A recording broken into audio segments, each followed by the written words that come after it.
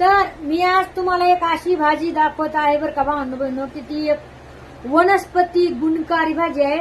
काय माहिती आता तुम्हाला माहिती आहे का नाही ती भाजी, पण जर तुम्ही तुमच्या आजीला आईला जुन्या समजा व्यक्तीला विचारलं तर ती नक्की ते तुम्हाला सांगू शकता. तर मला तुम्ही हे सांगा की ही भाजी कशाची आहे.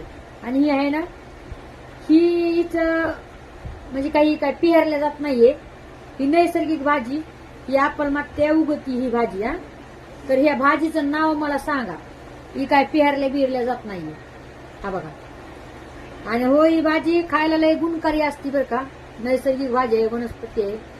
तर तुमच्या आईला आजीला जे समजा शेतामध्ये काम करत असेल, आई वडील आजोबा, त्यांना नक्कीच माहिती असेल की समजा ही भाजी कशी. तुम्ही नक्कीच सांगा मला कमेंट मध्ये, एक एक कमेंट करून ही भाजी कशाची आहे की नाही.